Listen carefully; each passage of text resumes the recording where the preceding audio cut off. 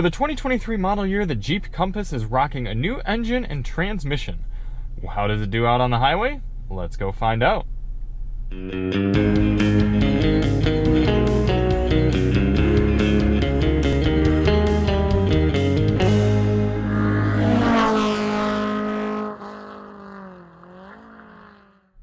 Hey everybody, it's Charlie from Daily Motor. Today we've got the real-world highway fuel economy test on the 2023 Jeep Compass. In today's test, we're going to head out on the highway, do 40 miles out and 40 miles back, averaging 70 miles per hour to get you a realistic real-world fuel economy number for this compact crossover.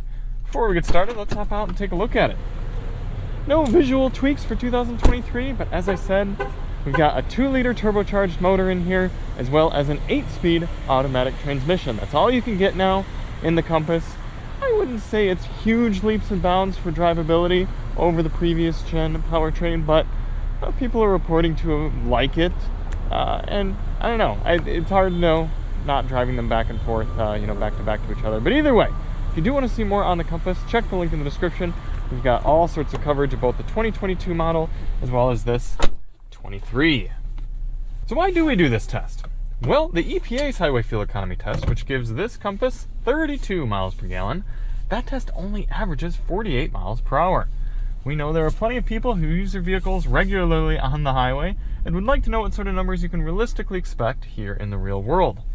So in order to do that, we're going to head over to the gas station here, fill up, go out, do 100 or actually probably closer to 85, 90 miles or so, come back, fill up at the same pump using the same 3-click fueling method, and get a result. For those of you who watched the fuel economy test that goes up just before this, it was the RAV4 hybrid, and you'll see that it didn't go super well.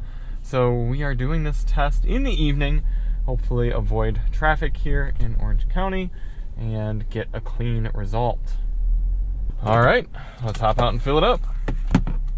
5.895 gallons going in for our first fill. Before we start the engine, we're going to reset our GPS and the car's trip computer. A few things to note for today. Outside temperature is currently 82 degrees Fahrenheit, but I predict that'll go down as we get driving here. Our tire pressures have been set to their door placard, 35 psi front, 32 psi rear, cold. And we're going to run the climate control at 73 degrees auto. Okay, we're all reset. Climate control is going auto. Let's get going. We do have a few different drive modes in here, but they're all all-wheel drive related. Please excuse the loud fans here on auto. We've got sand and mud, snow, and auto. We're just going to be doing this test here in auto. Since it's looking like I'm going to end up having to do these fuel economy tests in the evening, you all are going to get a little bit of night driving impressions for the cars as well. So it's a little bit of a double bonus there. Now the goal of this test isn't to hypermile. We're not trying to get the best possible fuel economy for this car, but rather a realistic figure. So we're getting up to highway speeds here at a reasonable pace. I'm going to set my cruise control when I can at a GPS indicated 72 miles per hour. That should allow us to average about 70 over the whole test. Now last time I did this test, I tried to make up for some of the slower speed sections by going faster in other sections, but I'm thinking tonight we should be able to get into a groove and coast in right about 72 miles per hour for most of the test.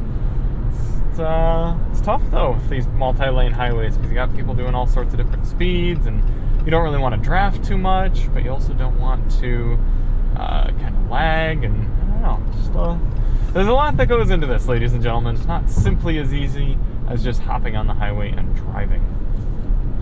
But here we are settling in at highway speeds in the Compass.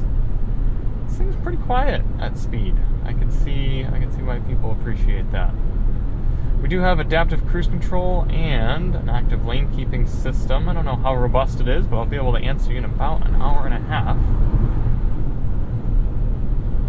So alright, I'm going to settle in and continue on with the test out the Alpine sound system here, and catch up with you at the end.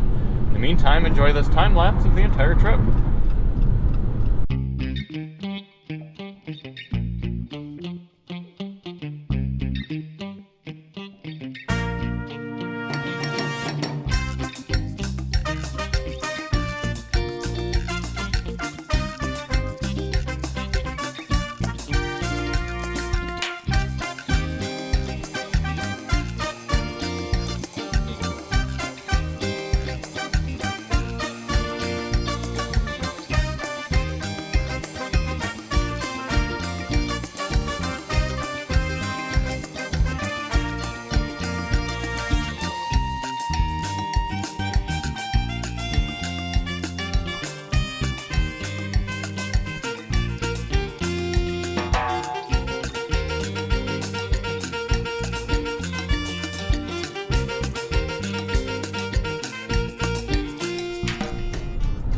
Coming into the end of the highway fuel economy test here in the 2023 Jeep Compass with that 2-liter turbo. Much smoother test tonight than we had the other day with the RAV4 hybrid.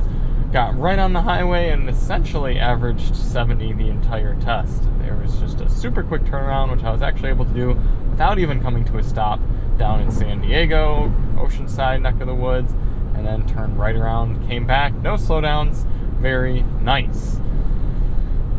I'm also very impressed with the Compass's fuel economy. According to the vehicle's trip readout, 34.8 MPG, beating EPA by a few miles per gallon there, and really not too bad for an all-wheel drive, well, be it small, but compact crossover nonetheless. So we're going to get it back to the pump here, fill it up, and do some calculations based on fuel used and miles traveled, and see if we can trust that figure, but I would be pretty happy if that's what we end up getting. I should also point out that overall, still pretty comfortable in here. There is a decent amount of wind noise. I kind of would like a little bit less of that. I think we were going away from the wind to start the test, so it seemed a little bit quieter. Alpine sound system, pretty darn good. Check the link in the description if you want to see that. And yeah, not my favorite highway cruiser, but the active lane keeping does help a little bit, and just not a big fan of this blinker sound, to be honest. Doesn't end up getting much easier than that. We put in exactly 3 gallons after the 3-click fueling method after the run.